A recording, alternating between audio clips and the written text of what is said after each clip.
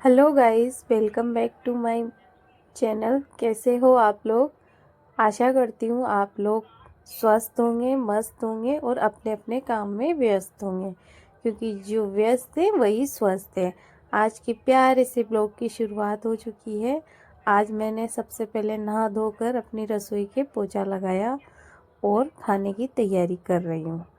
मैंने सबसे पहले रसोई में सब जगह पोछा लगाकर और रसोई को फ्री कर दिया और फिर बाहर बरामदे में भी अच्छे से रगड़ कर पोछा लगा दिया, क्योंकि आज थोड़ी देर रिया सो गई थी।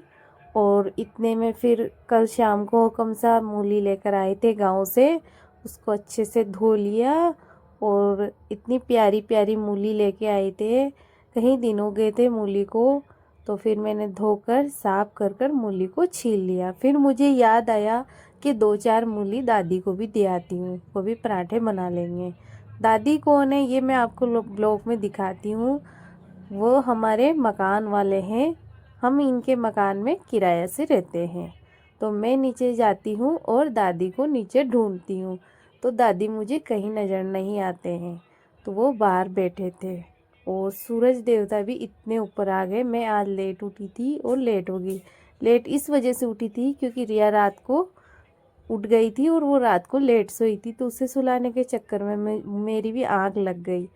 रिया अभी छोटी है, 5 महीने की है, तो फिर उसका भी ध्यान रखना पड़ता है। फिर मैं दादी को मूली देकर वापस आ जाती हूँ और मूली को अच्छे से छील कर उसको कस के और उसमें सारे मसाले डालकर, जो मेरे पास अवेलेबल थे वो मसाले डालकर उसमें आटा लगाकर डो लगाती हूँ।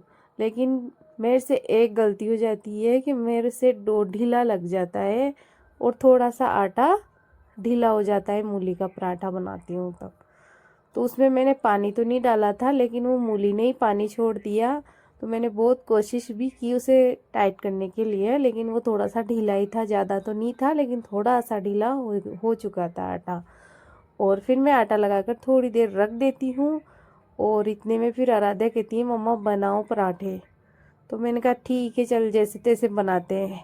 तो आटा मेरे हाथों पे बहुत सारा चिपक गया था। फिर मैं गई पराठे बनाने के लिए। मैंने पराठा बनाना स्टार्ट किया, लेकिन थोड़ा सा आटा ढीला था। उसमें मैंने सूखा आटा भी मिलाया था, लेकिन एक बार आटा बिगड़ जाने के बाद मुश्किल से ही सुधरता है।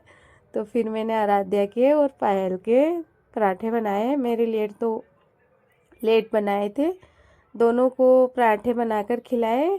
इतने में रिया भी चाचू चाचू कर रही थी और उठ गई थी, सो रही थी। मैंने उसे सुला रखा था और उसका टोपा बार बार ही आंखों के ऊपर आ जाता है, तो उसका टोपा हटाया मैंने।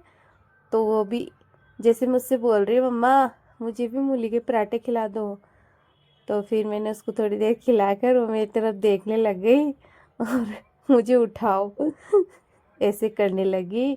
फिर उसके साथ थोड़ी देर खेल के और वापस मैं अपना काम करने लग गई। इसकी एक आदत है कि मुंह में उंगलियां लेती है बार बार, और तो कुछ नहीं करती। अभी ये अंगूठा लेगी, अंगूठा को चूसेगी और उंगलियां लेगी।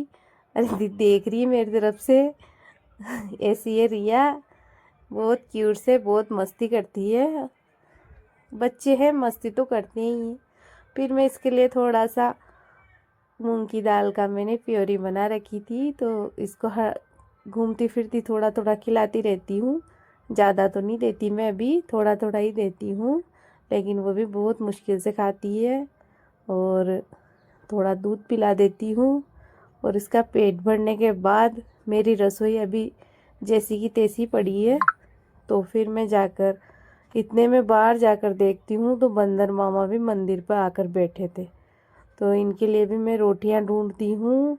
रात की रोटी रखी थी, तो फिर बंदर को 2 रोटी देकर आती हूँ और ये हमारी छत पे आकर बैठ जाते हैं। बहुत देर तक वहीं बैठे रहते हैं और फिर जाती हूँ मैं यहाँ से निपटने के बाद नीचे दादी के पास, क्योंकि वहाँ मैं शाम हो गई थी। ब्लॉग में शाम तक का बता रही हूँ आपको। तो दादी टीवी देख रहे थे, आराध्या भी टीवी देख रही थी। इनका गरम गरम हीटर चल रहा था, तो फिर रिया को मैं वहाँ देख कर आई थी। तो फिर रिया भी आराम से टीवी देख रही थी। आशा करती हूँ आपका मेरा